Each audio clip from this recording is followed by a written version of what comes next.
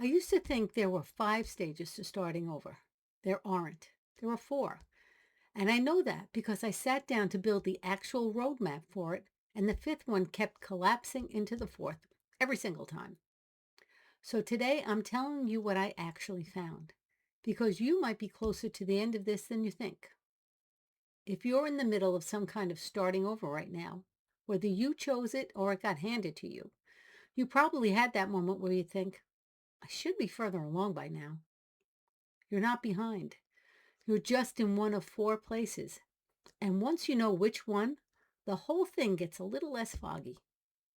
I'm Mary Ellen, and I run a community called Tools to Thrive Today for women in the middle of exactly this kind of season. And if you're new here, welcome. You picked a good week to show up.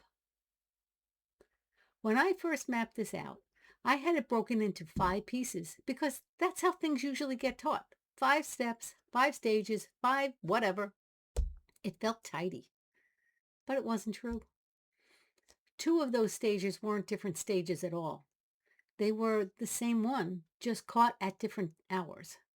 Once I collapsed them, everything lined up with what I was actually watching happen in this community. 4 stages, not 5.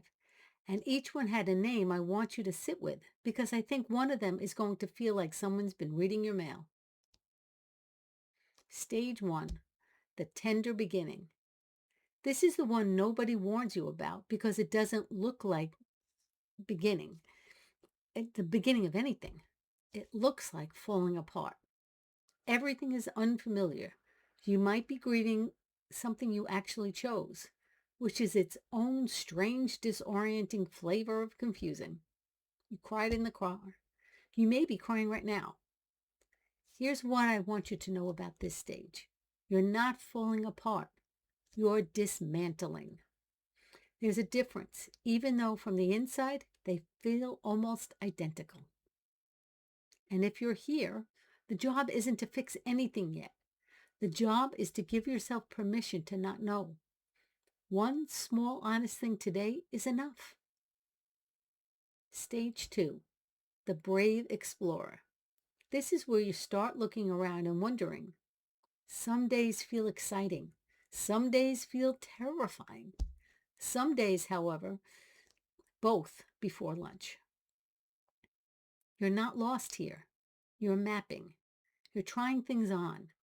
Maybe you signed up for a class you'll probably quit. Maybe you said yes to coffee with someone you barely know. That's not a failure to commit. That's exploration doing exactly what it's supposed to do. If you're here, try one thing that feels like you, not who you used to be. Doesn't have to be big, just has to be honest. Stage 3, the rising thriver. Something starts clicking. You don't have it all figured out, but you have more than you did. There are moments, real ones, where you catch yourself feeling like yourself again. Maybe a new version of yourself, but unmistakably you. This is the stage where women tell me they finally stopped waiting for permission and started building and started noticing they've already been building something. If you're here, name what's working. Write it down. The path forward gets built from what's already holding you up, not from some brand new plan you haven't tested yet.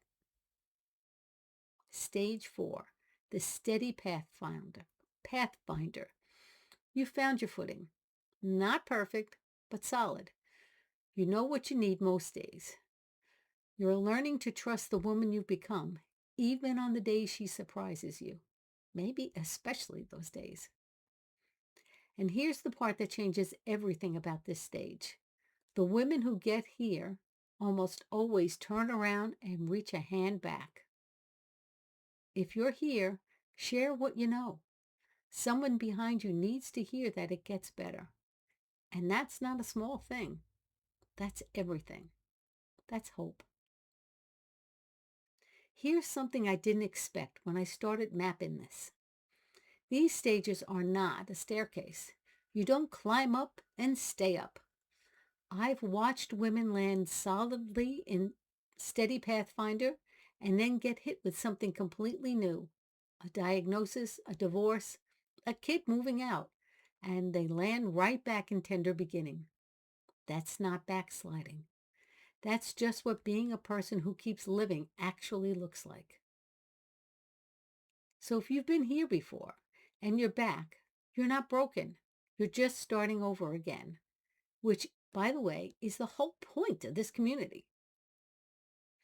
I built these 4 stages because I needed a map for myself before I could ever offer one to you. I wasn't trying to make something tidy. I was trying to make something true. And what I found is that wherever you land today, tender, exploring, rising, or steady, you're not behind schedule. There is no schedule. There's just the next honest thing. You're closer to the other side than you think.